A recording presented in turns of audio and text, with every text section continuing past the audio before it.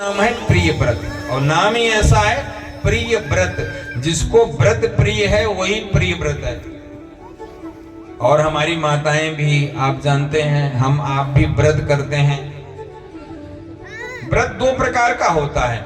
एक तो भैया अन्न का व्रत होता है और दूसरा होता है मन का व्रत। अन्न का जो व्रत होता है वो स्थूल शरीर के लिए होता है, कि जैसे आप कोई व्रत रखते हैं, हमारी माताएं रखती हैं, भाई रखते हैं, तो उस दिन हम आप भोजन नहीं करते। लेकिन अब का व्रत तो और उल्टा हो गया है। हमारी माताएं जिस दिन भोजन बनाना होता है उस दिन तो 1 घंटे में भोजन बना लेती हैं, और भैया जिस दिन व्रत का भोजन बनाना होता है उनको 2-3 घंटे लगते हैं। ऐसा ही व्रत नहीं होना चाहिए। व्रत का मतलब ये है कि हम जो 2 समय खाते हैं एक समय खा ले। अगर अन्न खाते हैं तो फल फ्रूट खा ले। वैसे व्रत में तो कई व्रत ऐसे हैं कि निर्जला व्रत भी होता है, जल भी न पिए, पर ऐसा संभव नहीं हो पाता, तो कम से कम 2 बार जो खाता है 1 बार खा ले। ऐसा ये व्रत होता है। ये तो शरीर का व्रत होता है। और दूसरा होता है मन का व्रत। भैया आपने शरीर का व्रत तो रख लिया, अन्न का व्रत तो रख लिया, दिन भर आप केवल 1 बार भोजन किया, हो सकता है 1 बार भी ना किया, लेकिन भैया आपका मन जो है ना उस दिन दूसरे की बुराई करता रहा, दूसरे के लिए बुरा सोचता रहा, दूसरे का बुरा हो जाए ऐसा सोचता रहा, तो भैया आपने जो अन्न का व्रत किया ना वो मन के व्रत ने सब खराब कर दिया। इसीलिए अन्न का व्रत तो रखें, साथ में मन का भी व्रत हो। अन्न के व्रत से श्रेष्ठ मन का व्रत कहा गया। हम किसी का ना बुरा सोचें ना बुरा करें, अपने मन से सबका भला सोचें। और उस दिन तो, जिस दिन व्रत हो उस दिन तो ज्यादा से हम भगवान का जप तप करें, अच्छे कर्म करें, दान पुण्य करें, तो हमारा व्रत लगता है।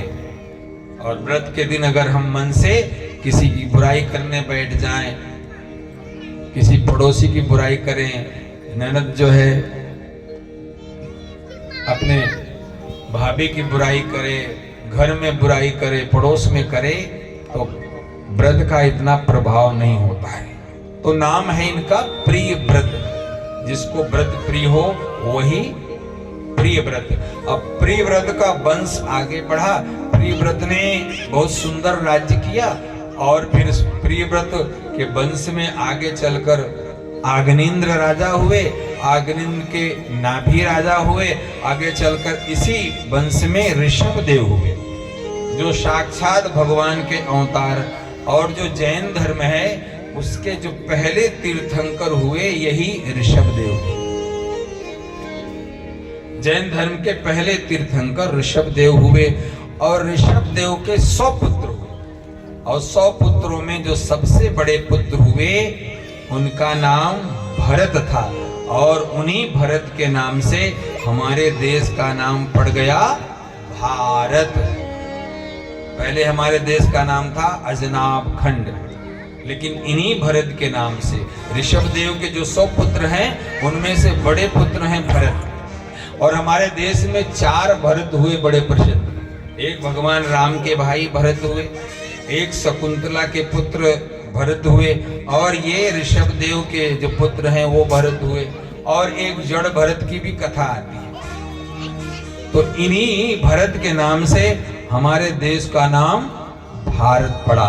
बोलिए भारत माता।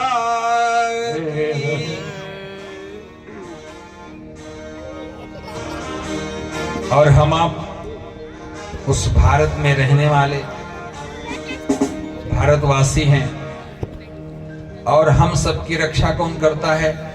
हमारे आपके ही लाल, जो हमारे देश की रक्षा सीमाओं पर बैठकर कर रहे हैं। और जब जरूरत पड़ती है तो वो हमारे आपके लिए अपने प्राण भी देते हैं। और जब ऐसे वो भारत के लाल जब प्राण देते हैं ना, प्राण देते समय भी उनके लिए भारत ही याद रहता है कि हे मेरे देश, तेरी आन और बान शान सदा बनी रहे। मेरे प्राण चले जाएं तो कोई बात नहीं है, लेकिन हमारे देश की आन बान शान न जाए। तो आप के भी लाल हो सकते हैं, हमारे भी भाई हो सकते हैं, जो हमारे आपकी रक्षा करने के लिए आज भी सीमा पर खड़े हैं। और जब कभी कभी लड़ते लड़ते चले जाते हैं तो यही मन में भाव रहता है, शान तेरी कभी कम न हो, ऐ वतन ऐ वतन। मेरे देश की शान आन बान कभी कम ना हो, ऐसा वो सोचते हुए मरते भी हैं तो यही सोचते हैं। आओ उनको श्रद्धांजलि देने के लिए हम आप उनको भी याद करें। वो हमारे ही भाई हैं, इस देश के असली लाल हैं। जब वो जाते हैं तो भी देश के लिए सोचते हुए जाते हैं, तो हम भी उनको भी याद करें, अपने देश के लिए भी सोचें कि हम भी ज्यादातर अपने देश की जहां सेवा की जरूरत पड़े, वहां आन बान देने की जरूरत पड़े तो अपनी आन बान चली जाए, लेकिन देश की आन बान न जाए।